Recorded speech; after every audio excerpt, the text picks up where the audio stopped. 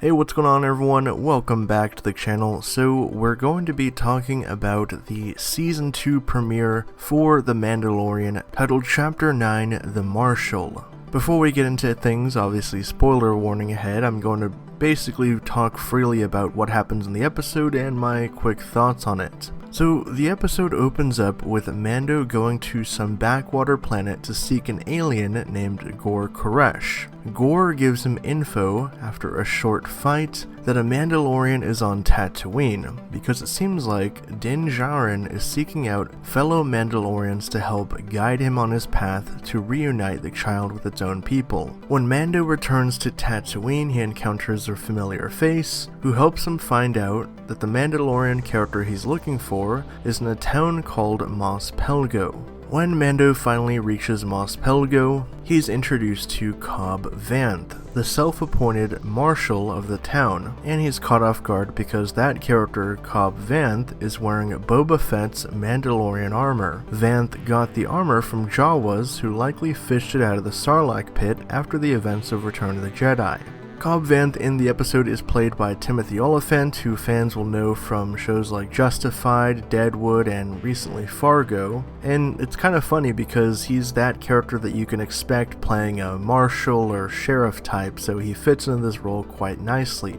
And it's cool because for fans of the books, seeing a character like Cobb Vanth get brought to live action is also something that is a welcome surprise.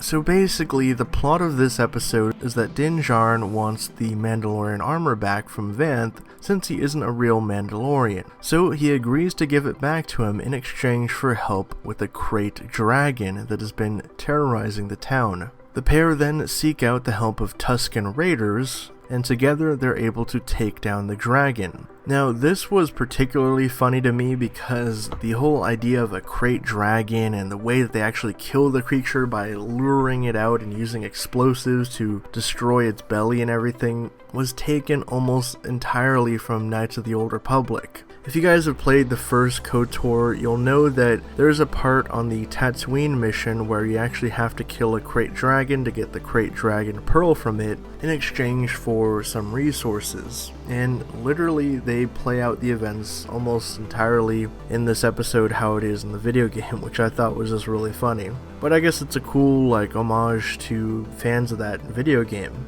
Now, the episode does end with a pretty big bombshell, but sadly it's something that we had heard reported months ago, and that is that Boba Fett is alive and well, and he has witnessed all of what happened throughout this episode and the crate dragon being killed by Din Djarin and Cobb Vanth, and presumably now he's after the Mando to get his armor back. Which should be interesting because we also know that Boba and Jango Fett were not real Mandalorians either.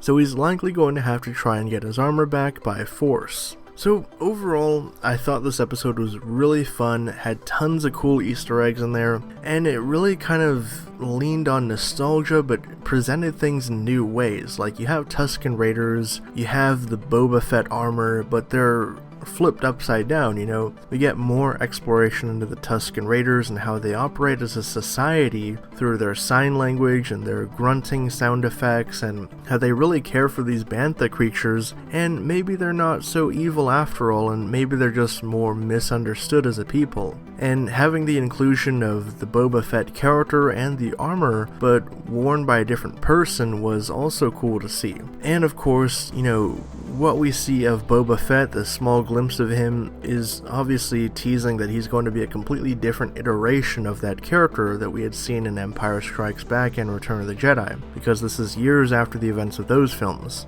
So drop your thoughts down in the comments below. What did you guys think of this Season 2 premiere? Did it start off strong for you guys, or were you let down in some cases? I'm guessing that they chose to kick things off with the reveal of Boba Fett because he's going to be a player behind the scenes throughout this season. There's also a lot of other big characters that we've heard rumored to show up this season, so we'll have to be on the lookout to get confirmations about them. But like I said, I really enjoyed this episode, and I can't wait to see more from Season 2 of The Mandalorian.